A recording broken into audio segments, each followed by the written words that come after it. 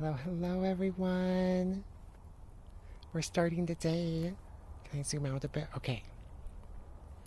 So this is going to be the start of my very first little garden tour for you. I don't know how well you all can hear me, so I will find out later. Alright, so front of the garden, we're just gonna start. It's messy. There's the garden supervisor. Hi, Winnie Butt. Winnie Butt, Winnie Butt, Winnie Butt. Winnie Butt, Winnie Butt, Winnie Butt, yes. Yeah, we've been using some compost. This is my second bag. But let's start out here in the low area. Really overgrown right now because it is springtime.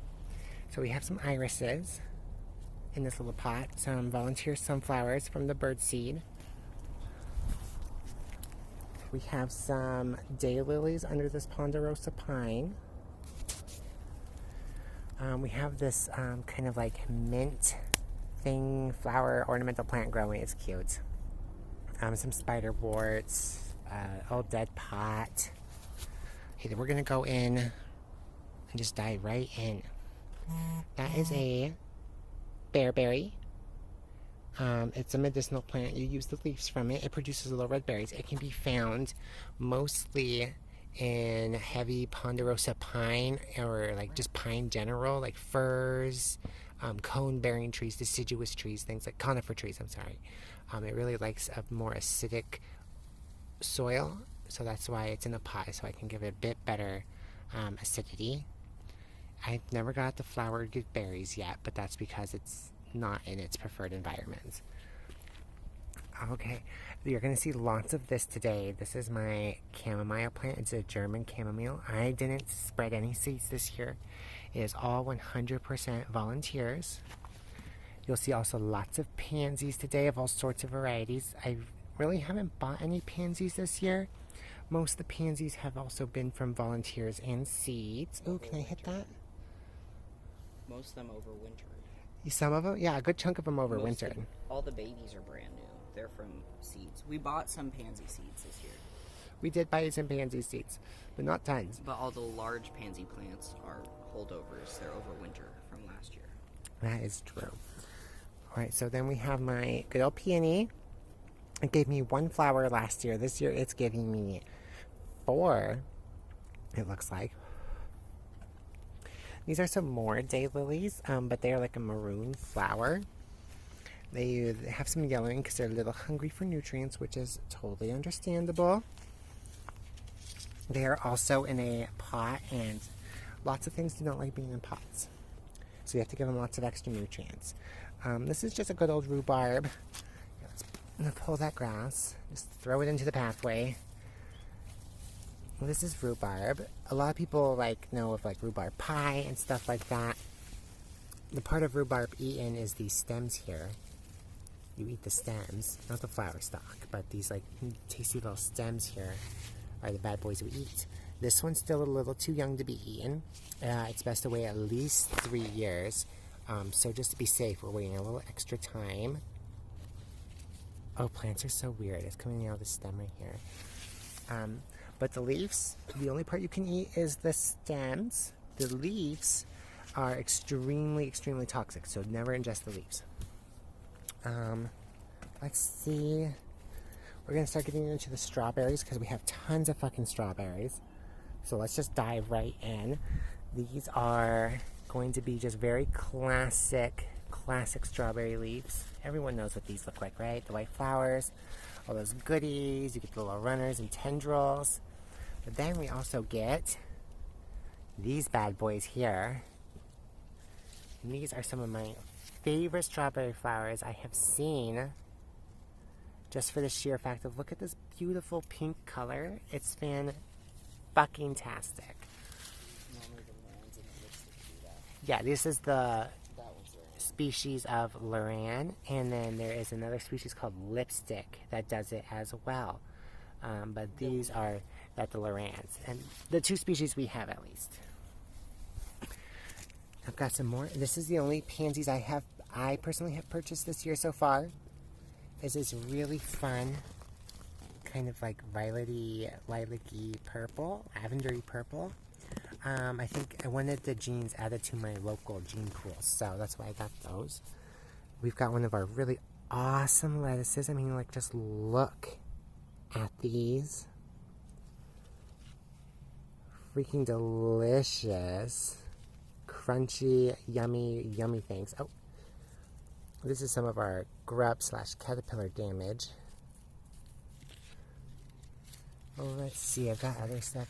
This is henbit. This is a medicinal plant. This is just volunteer seeds from the local plants.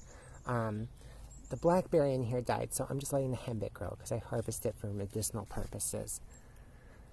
We've got some nice, really grapevines. This is a new grapevine this year because ours died this last winter.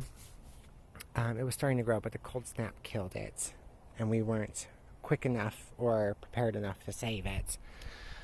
We've got some borage coming in. It has those beautiful little, like, purpley blue star flowers that taste like cucumbers.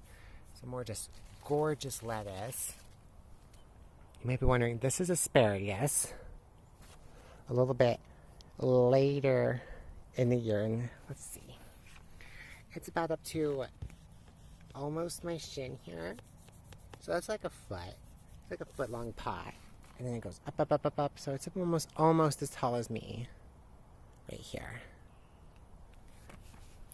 And then we're going to move just more strawberries. Like I said earlier, just more chamomile. Because I am a big fan of chamomile. It does taste like hay, but it's a really good anti-inflammatory. And self-sows really nicely, so you don't have to constantly buy seeds. The pollinators love it. Yeah, see, like, here's chamomile, here's more chamomile. Here I have some lemon verbena. This is a herb good in teas and medicinal things like that. I did not weed this bed today, so that's why we have lots of little, like, wood sorrels in here. I'm pretty sure these are edible. We just do not like the taste of them. They're really tart and, like, kind of bittery sour, so I don't like them. We've got some more lettuce hidden kind of in here. Gorgeous, gorgeous stuff. More henbit, which will get pulled out a little bit later in the season. I'm letting it get a bit bigger, feed a bit more native pollinators, and then I'll rip her out. Some more tasty, dark Merlot lettuce. We love this stuff. That is a thistle plant. That thistle plant is there because it also offers a medicinal person. Yes, we are outside, Londa. Can you hear me all right? I hope so. I'm talking pretty loud, just in case. I don't know if you can tell, but I do have a little bit of aphid trouble here. Oh, perfect, perfect. I was worried you wouldn't be able to hear me. That's why it has really stopped me from doing this. This is one of our apple trees. This one actually got eaten by the deer, so it's a really, like, compact tree. Like, very compact. But this is that yummy, yummy, just native sedum that grows here. And it's just a mat. It keeps out weeds relatively nicely. We do get a few stragglers that pop through. Oh, it better not snow. This is where we live. If it snows, it's the end times, I swear. We live in a very dry, arid climate, so that it's this gray and wet and green does not last into the summer. Like a summer period. Yeah, this lasts about a good 2 months. Yeah. Actually. This is like our late spring, and then when summer finally hits, it will hit. Oh yes, this is my parents. We don't technically really own out there. We own to where it's like mowed. That's like the property line. We just like to keep it down because it keeps the sheet grass back, the invasive grasses and stuff back, and it's better for the dogs and everything. Less ticks and stuff. The rest of that's all easement. That's owned by the county in case roads ever need to be put in, but we don't think it is because everything up there is like private. And there's a really intense hoa here. More strawberries. These ones I got from my last workplace. They were growing in the grass, which they got a tiny bit of yellowing in them. So I'm wondering if they are overfed. These are plum trees, these little guys here. These are actually from my older sister's neighbor was digging up plum trees. So we were like, we will take some and shove these freaking sticks in just a pot, and they're doing great. Plums are fantastic. Hi, Poppy. How you doing? Bada bing. It's the blues. The blues are very faint. I'm having a harder time telling. We've got some chives here. We grow lots and lots of chives and strawberries. This is a golden raspberry. We just got this year. Yes, thank you for the lurk. Appreciate. Oh, my little Uggy boots. Yeah.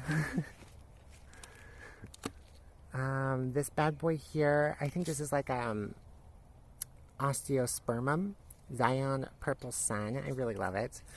It's like a daisy-like. Yeah, some daisy thing. In the daisy it must be in the daisy family, the aster family, or whatever it's called. This is some of that like little purpley flower that grew in the front yard. This is our lemon tree. This is a new purchase this year as well, because it's a little sunburnt. Because we didn't stress test it, we just shoved it out here. I'm so happy you two popped in to like see stuff and hear stuff, and this will be a really great VOD for people to look at too.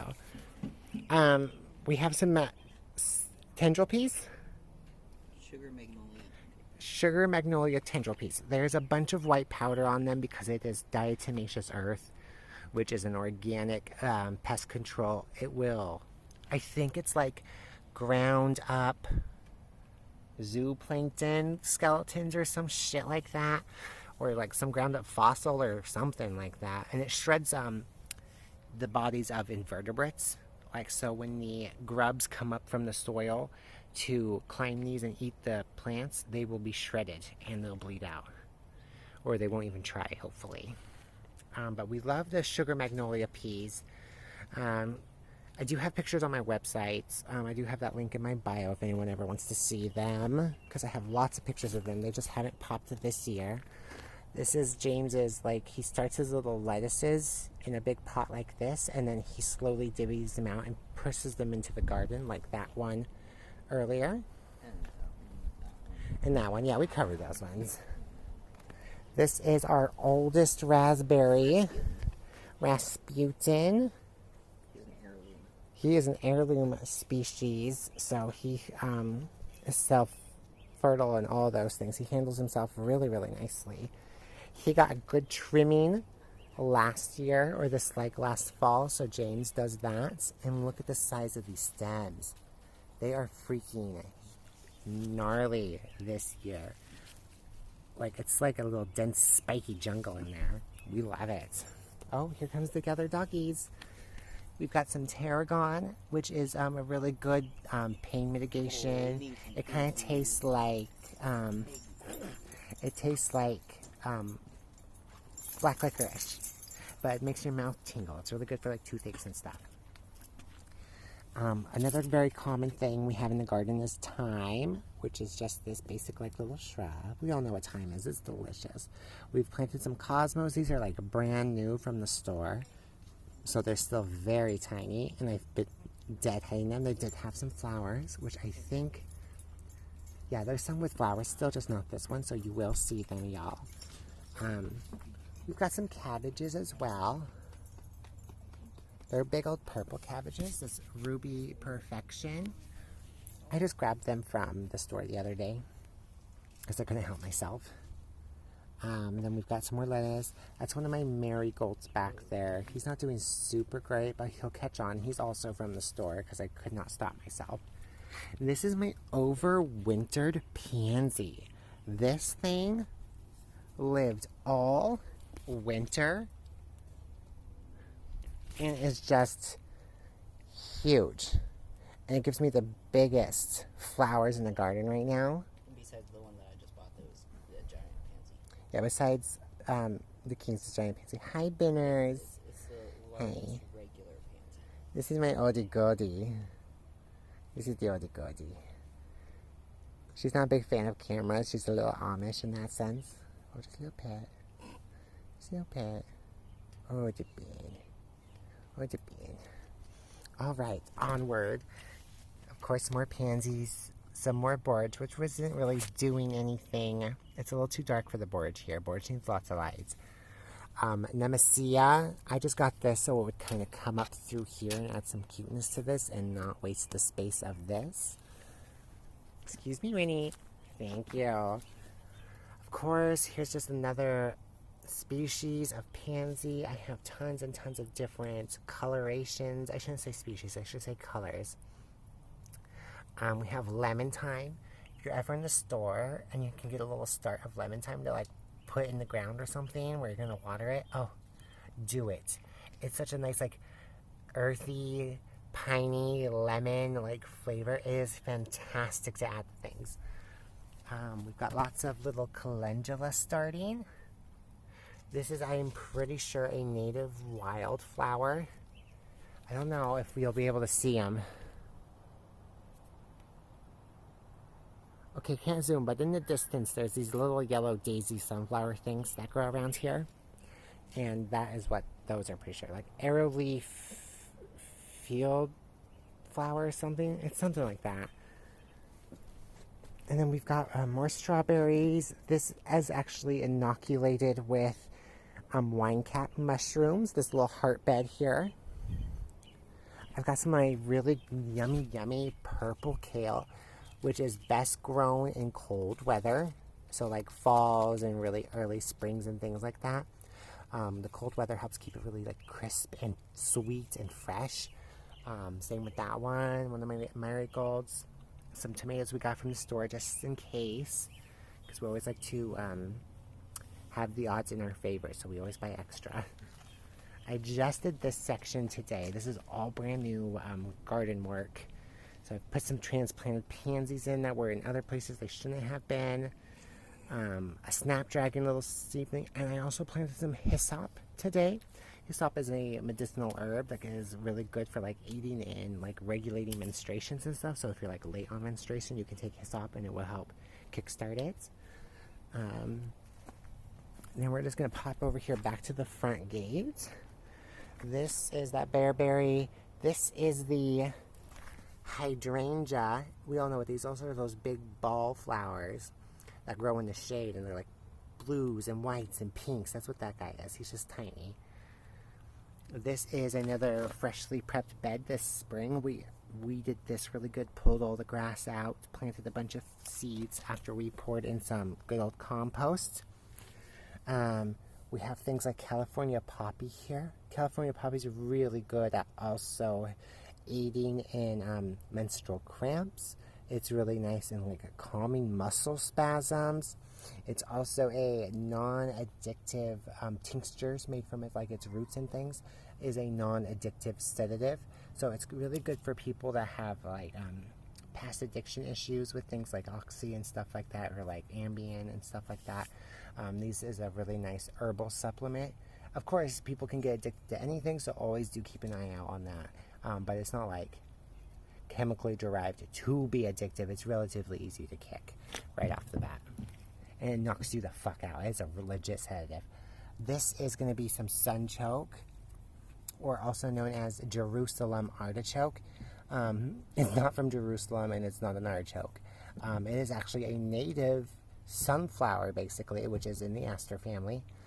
It's a native sunflower species, just a little small sunflower, that grows a kind of like a potato-shaped tuber. And you can eat that potato-shaped tuber just like you would potatoes. So you can like cut them up and fry them. You can bake them. You can do all sorts of stuff like that. They are super drought resistant and hardy. They don't need tons of nutrients to grow. They grow in shitty soil. And once you plant them, they're basically there forever, unless you get every single root out, and not just the tubers. I also mean like the tiny little hair roots. You've got to get everything, or it will probably come back, and it is forever a really awesome. Oh, thank you, Ming E-Dog. I'm just going to call you Min, if that's all right. Thank you, Min. This is that sunchoke. This is a native plant that is one of the most calorie and like nutrition dense food crops. It was really big with the indigenous people, still really is in a lot of places. It's a great food, and it's really good for livestock and stuff. So if you do like meat rabbits or keep rabbits as pets, really good for them. Then we're gonna move up a little bit further. This is my like oldest columbine I think we have. This is a big girl. She's thick. She's triple C juicy, okay? She'll be blooming really soon with just tons and tons of flowers. She's gonna do so well. I'm so happy people can see the garden too. This is great. More chamomile, more little pansies. I really like the pansies because it'll be shaded from the sun with her growing over them, so I'll have nice little flowers. These are some of those cosmos I was talking about earlier. The flowers are a little sad, so I'm gonna go ahead and just... Oh.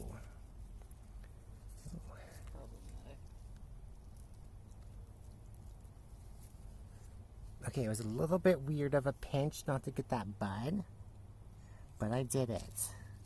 Oh, this one's doing it too. Okay, so we're gonna try and save the buds as best as we can. Oh, perfect, see? I didn't get them, so I'll have more flowers from there. Flowers, we like to deadhead flowers, because if they start to, a lot of plants, once they start to set seeds, they're like, I did my job, I'm going home, and they'll stop making flowers. So we just pull their flowers and get them to make flowers perpetually for us through the season, until we get to a point where we want to start saving those seeds, which we don't. Oh, thank you for the follow. I appreciate that. Welcome to the courts. This is my doggie. She says hello. She's the garden supervisor as well. Where's that? I'm just gonna...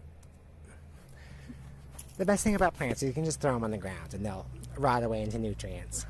We have more calendula because I really adore calendula as like in my teas and things like that. It's a really great coloring agent. It tastes really floral, really light and fun. It's also really nice medicinally, good for like nerve help and like relaxing, anti-inflammatory goodies. More of that delicious cabbage, which has the diatomaceous earth on it, so it doesn't get eaten by buggies. More columbine. This, sometimes people know what it is, but not a ton of people do because they only see it in the dry version. This is catnip. It's in the mint family. I don't know if you can tell. It has a little square stem, like a legit just square. Very soft and fuzzy. These serrated leaves, lighter underside. Can have some purple tinge to it on the underside. Catnip is also a sedative and relaxant for canines, while for felines it is a stimulant. It's also a relaxant for us as well. We just put in some foxglove today, not necessarily because it's medicinal or anything, quite the opposite. This is considered a baneful plant, so it's like roots, especially in older times, could be used as a distilled into a very powerful, like, make you sick, vomit, poison, and stuff like that. So we won't be eating that at all, but the hummingbirds freaking love it. And the hummingbirds don't shut up, so we're here to feed them. More chamomile, all volunteer. Then we've got some of this here. You know, you're following me on the very first garden tour ever. So that's exciting. That's really fucking exciting. We've got some nice little... Oh, there's a calendula in here. Oh, you can't stay in there. Not all volunteers survive. Oh, this one might. It has roots if you want it. Not all volunteers survive. That's the way of it. This is just really kind of dense. We did this bed. This is a new addition from last year. It used to just be dry, rocky leaves, but we took the time to kind of backfill it up against the concrete, not up against the siding, because we didn't want the siding in the dirt. We wanted to stay away from that and keeps a nice little gap and everything like that.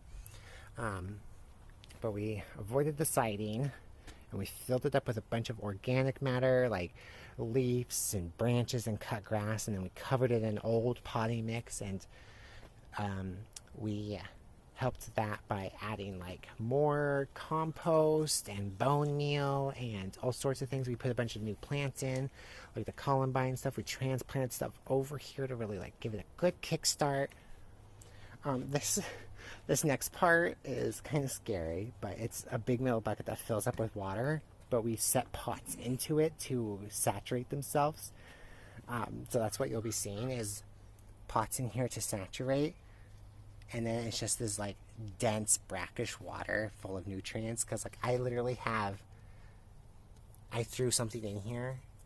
This is Swiss chard just growing in the water. Fucking gross.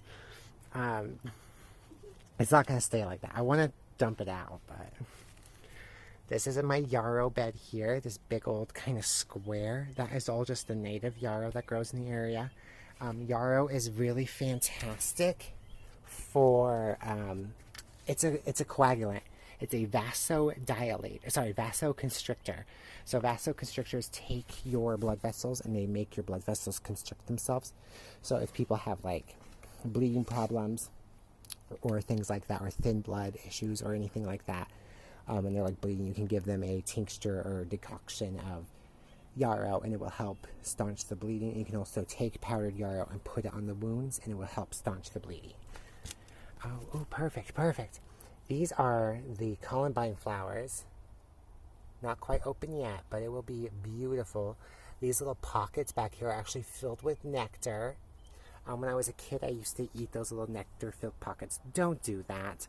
These bad boys pull up oxalic acid in them or something like that, and it can make you really sick. The nectar is fine, but you never know for sure. Here's the pot graveyard. Broken pots. We don't waste. I'm going to take a quick drink of water. Here's my dog.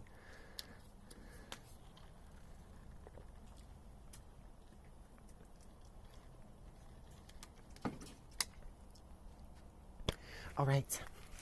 And here we have things like thimbleberries and excuse me bitters. Thank you. We do have carrots. We always love sprinkling carrots in places. Yes, flower time.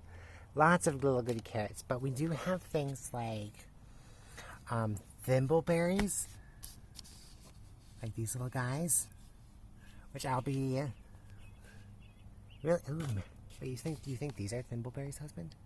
No, I also put beautyberries and on that side I put salmon berries. I think these are salmon berries. Okay, because these look like something that was over here. You think so? So maybe those are all. Yeah, it kind of looks like these, just smaller. No, maybe they're all just weeds. Maybe it's that rock crop that we had last year, but maybe not. It looks a little bit different. I don't know. We'll see. We'll find out. Doggy. This bed was also inoculated with mushroom, but it was inoculated with velvet bluets? Yeah, velvet bluets. I don't know the scientific name. This one's Kingstrophoria. This one starts with an L. I've got those really awesome marigolds. They did start red, or like deep maroon blood red when I bought them, but the sun bleaches them out and they're having a little bit of a hard life. But that's fine. Adjusting. This is a native plant. This is just known as a prairie star. More lettuce that we've been munching on. There's another marigold. I like marigolds. They help keep pests away because they're a pungent flower. Some more strawberries, like huge leaves. You can take strawberries and kind of like crush them a bit and then ferment them, and they make a really medicinal, nice kind of fruity, pungent tea. I haven't tried it personally, but I'm looking forward to trying it.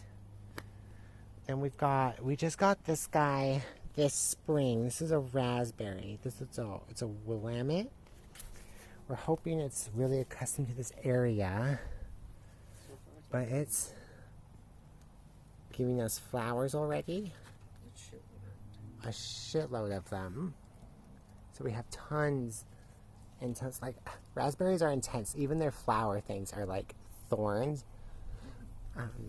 Blackberries, on the other hand, this blackberry over here, smooth as a well moisturized elbow, you know. And then we have this. This is an Adam elderberry. It does not love its life. It doesn't like it to pot. It does not like being in a pot. It hates being in a pot. It does runners. And it doesn't like the summers here. Yeah, it does not like being in a pot and does not like the heat of being in a pot. So we're trying some different things this year to keep him a little bit happier. But we'll see. We'll see. Oh, here we go. Let's do in here. Those are those big, big pansies. We've got some more pansy that I just transplanted over here. This is the crow stone. It's for the crows.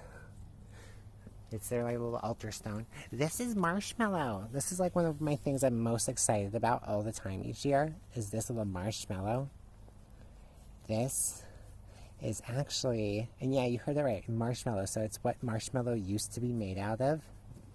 It's in the old-fashioned confectionery. Ancient Egypt times? Yeah, all the way back to ancient Egypt. Yeah, it's also super, super medicinal. Oh, wow, it has more. I thought it was only 4 stems. It's 5. Yeah, it should be 5 or 6. Yeah, there's 5 good I ones. planted 2 But it does these little seeds roots. the first year that we had it. Yeah, 2 seeds And the first I pulled year. one of those plants out and left one of them to thrive. And Yeah. she has since multiplied. Yeah, she gave us one really big, big stalk last year, and this year she's giving us all of these. So marshmallow root's really good. It's like an anti-mucilogenic. So it helps break up the mucus in your lungs and body, and then also it's a mucus expectorant. So it helps you expel the mucus in your body. So if you have like congested lungs or sinuses and stuff, this is a really nice tea to drink to help aid in that. And you can also take the roots and through a very long and very arduous process, make an old-fashioned marshmallow. There is a YouTube channel called Tasting History with Max Miller. He does a video on it, and it is really, really well done, and it is very arduous. I don't think I'll ever make a marshmallow. It's for medicine. This is really good medicine. It's got beautiful flowers. The leaves are soft. The native pollinators love it. Welcome in, everyone. It's a garden tour day, my first ever one. It's from the hibiscus family. Yeah, it's from the hibiscus family. We have more columbine, which we'll get to. Our oldest blueberry bush, which is a legacy blueberry bush. She is currently experiencing a little nutrient issues, but that's fine. We're working on it. We just gave her some really a nice strong phosphorus feeding because I haven't given her phosphorus for a hot minute. And I did give her a bit of a soil acidifier because I'm pretty sure her soil got a little basic this spring. There's so many flowers. She's probably just needed nutrients. Yeah, there's just a lot of flowers. But it's mostly really because of the coloration. Like the veins are still green, but in between has begun to yellow and redden. That's a sign of chlorosis or the inability to uptake nutrients. It's not from overwatering. It's really hard to overwater a blueberry. They are bog plants here in the United States natively. So it's pretty hard to overwater them if you do have a drainage hole. Like submerging their roots in water and just leaving them there, yeah, they'll die. But other than that, they should do fine. So it's a nutrient-based problem. Here we have some coral bells, not medicinal or anything like that. It's just a really gorgeous foliage. And the flowers are a favorite of the hummingbirds, especially the native hummingbirds. So we don't like being screamed at by the native hummingbird, so we grow things for him and his friends. Excuse me, Winnie. Excuse. Thank you. This is a lilac bush. In a lot of the USA and the world, people know what this looks like. This is like, these blooms are sad. They've been bloomed for a while. I only got 3 just really big, luscious blooms this year. It did not get enough phosphorus. I did not put enough phosphorus into the soil last year, so you can really tell, like, things just did not flower up worth a damn. This is an Oregon grape, our state flower. It's a little sad. I think I'm going to repot it this year because it's been in this pot for almost, gosh, I think this will be year 4. So I think I'm going to give this bad boy a repot because beautiful golden flowers. The bees love them, especially honeybees. Beautiful, beautiful scent. Really just evergreen leaves that last through the winter. And the berries can also be eaten, though they're not super palatable, so they need to be turned into like a jelly or something with lots and lots and lots of sugar added. This is another elderberry. You can see the drastic difference of the elderberries. Adam elderberry. And then the Nova elderberry. She's less of a spreader, and she is much more of a brancher. So she is doing all her growth from her main node section down here, and she's doing all of her growth. That's where Adam's mistake was. Adam keeps going to the edges, growing them up, and he gets cooked in the sun. So Adam's just struggling. We'll never probably buy another Adam. We'll probably just buy another Nova. Just for the sheer fact of we'll get a different Nova just so the genes are slightly different. They pollinate themselves better because you have to have multiple elderberries to get elderberries. If you have one elderberry, it's not very likely you're going to get elderberries. You need to cross-pollinate it with a suitable species in the elderberry genus. Yeah. Adam was a suitable one, so we like to get variety in case something doesn't work. This one did, that one didn't. That's kind of the end of this. This used to open and close, but we've sealed it up because the deer get in way too easy. I'm gonna walk back. You'll see lots of grass in our pathways and stuff like that because we really just don't care.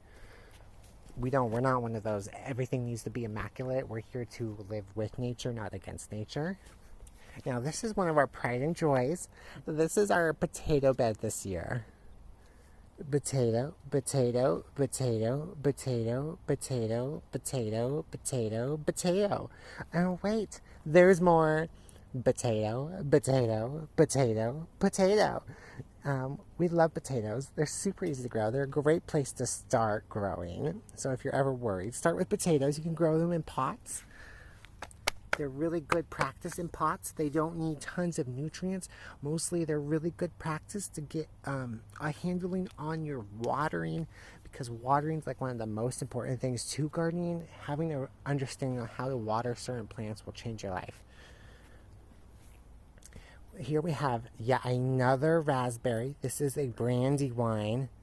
She grows all through the fencing here, because we don't want her to touch the ground, because if she touches the ground, she'll root in the ground.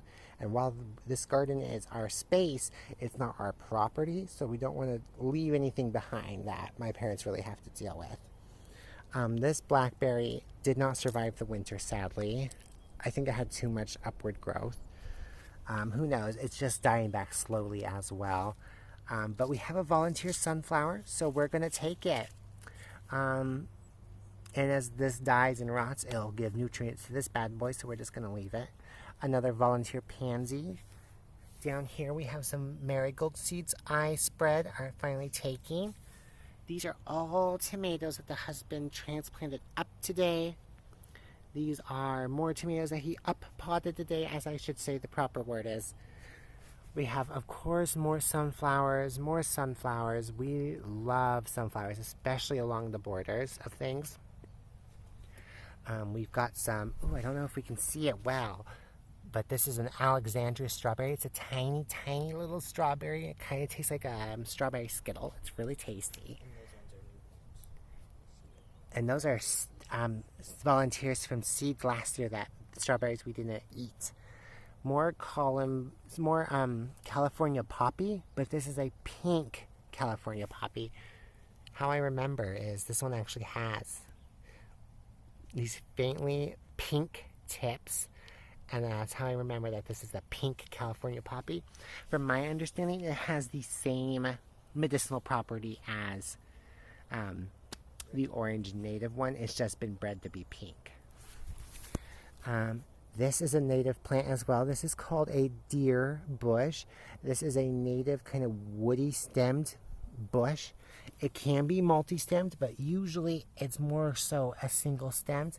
And it is kind of a relative, I believe, if I remember correctly, of the lilacs. So it actually has little clusters of flowers, and much like a lilac, it will be a little cluster of coned, little cone cluster of little flowers that are very light purple.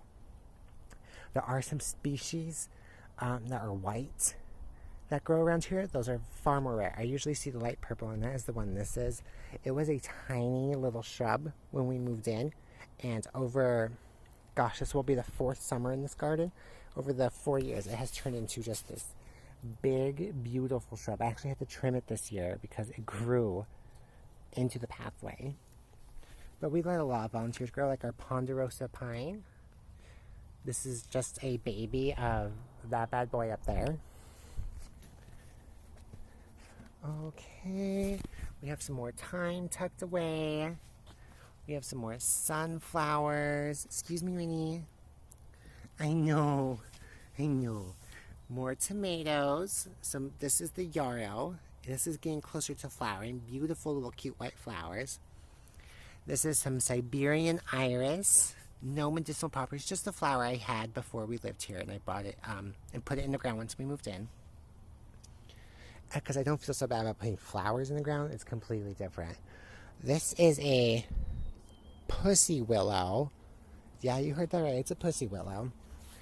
It is that willow tree that does the little tufts of fuzz, and that's its actual seeds. This was a volunteer tree from somewhere in town.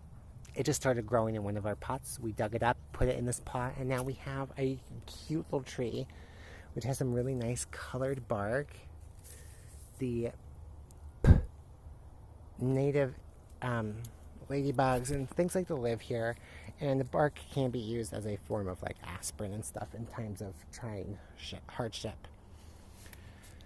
Just a blueberry from another angle. I don't know if you can see the little bee. He's looking for the berries. More of that beautiful purple cabbage. This is one of our raised beds. I didn't really talk about the raised beds yet, but I prefer raised beds. We do have in-ground beds because they're cheaper to do. You just dig up the ground and you put shit in it. A raised bed has a little bit more cost to get started, but in the long run, a raised bed's easier to care for. I don't have to lean down all the way to the ground to pick something. I don't have to fight as much wildlife or things like that. It's a much more controlled situation. I can control the soil acidity. If it's basic, I can acidify it. If it's acidic, I can base it. I can control this a lot better. And it has a little bit safer because I can just keep layering stuff. Like this raised bed over here, that was our very first raised bed. It is actually filled with a layer of dead branches, small branches, oak leaves and pine needles, some grass clippings and some like green matter, and then compost, and then potting soil, and then like a mix of compost, potting soil. And that was the initial build. It took, God, we used like 6-7 huge bags of soil. It was a lot to get started. It cost a lot of money, but it produces, like those chives in there are crazy. The onions, the bunching onions, I had one for lunch today. The bunching onions are literally wider than my freaking thumbs, and I have big hands, and they are freaking huge. We love that bed. It always gives to us. Oh, this is the grape that died that I mentioned. We're not going to do anything with it this year because we have borage growing, and it's doing really good, so we're going to leave it. This is a golden delicious apple. It bloomed for this year. It is going to get pruned eventually, but not right now, not this year. We're letting it veg. We're letting it really build up its strength before we do a hard prune next January when it's really, really dormant. Kind of bring it down, kind of get it a little bit more squat, a little bit tight together. Just because when you have things like this, and it's just this long single stem, we run the risk of this getting heavy with apples, leaning, and snapping. So we don't want to lose like half the tree to a snap, because there's most likely, if that happens, our tree will die. That one over there was the Northern Spy apple. This one is a Honey Crisp apple. We like to have 3 varieties because as with variety, if one variety doesn't like where you live or doesn't like the pests or diseases in your area and it dies, you have a backup variety that hopefully maybe does better. And that can like really be the difference between having food and not having food sometimes. Oh, there's that. It is called a Biden. It's just a boring name. It's like, it could be kind of called like Sun-Kissed or like Amber Drop. It could be called, sometimes plant names are boring. It makes me sad. Like Deer Bush. That's hilarious. I love it. And we've got another blueberry. Another blueberry. Another blueberry. And here I just have a bunch of daffodils. I'm pretty sure this is wild mustard, which I'm going to eat later. We've got some pansies. See, this is what the blueberries are supposed to look like. These nice, just like dark leaves. These darker leaves here. That's what it's supposed to look like. That's why the other one, I'm pretty sure, is a nutrient problem. We put some cucumbers in. I think I put them in a little too early. They're not looking super great, so I'll probably end up getting more to put them in. Just because I really fucking want cucumbers this year. It's been too long. I keep trying. We're doing some nasturtiums, which have really tasty flowers and leaves. Kind of like they're actually like spicy. They're quite yummy. We have some more chard that has volunteered.